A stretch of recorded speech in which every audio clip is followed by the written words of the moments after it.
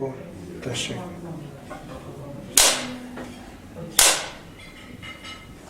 Jó napot kívánok! Bedő Katalin vagyok, Márokföld alpolgármestere. Szeretettel köszöntök mindenkit nyereményjátékunk sorsolása alkalmával. Ezennel átadnám a szót polgármesterünknek. Szeretettel köszöntök én is mindenkit, Szabó István vagyok, Márokföld polgármestere. És eljött a nagy nap, jön a sorsolás. Szeretném megköszönni mindazoknak a részvételt, akik játszottak, akiket érdekelt ez a játék.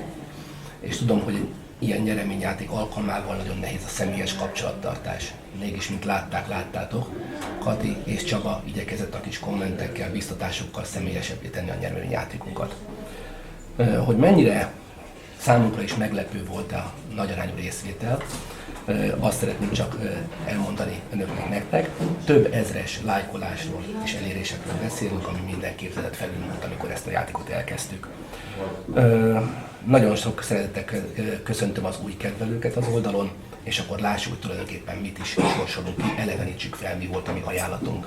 A nyereményjátékban Márokföld felajánlott egy 2 személyes, 2 éjszakás szállás lehetőséget a Márokföldi faluházban.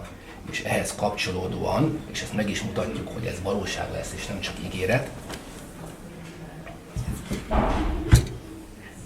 a nyerteseknek Márokföld felajánl az Abbázia Country Club étteremben 2 személy részére, 2 ebédet vagy 2 vacsorát, ezt majd megállapodás szerint. És akkor eljött a pillanat, meg fogjuk ejteni a sorsolást. Kati, kérlek, gomnyomással sorsolt ki a szerencsés nyertesünket.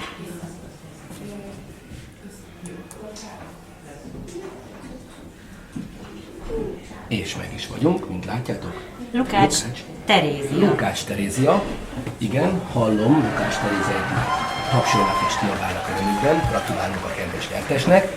Velük felveszünk a kapcsolatot, és várjuk szeretettel őket Márokföldön. Megkérem a nézőket, hogy maradjanak majd velünk a Facebook oldalunkon, és a falu honlapján is tegyenek látogatásokat, és sok-sok érdekességgel várjuk a falu iránt rajongókat és érdeklődőket a Facebook oldalon, és a falu honlapján is.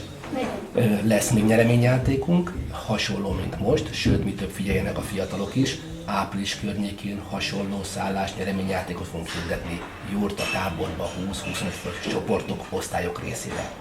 Úgyhogy még egyszer köszönöm mindenkinek a figyelmét és az együttjátékot, kövessék figyelemmel a falunk életét. Várjuk Márokföldön az összes kedves látogatót. Viszontlátásra! Viszontlátásra!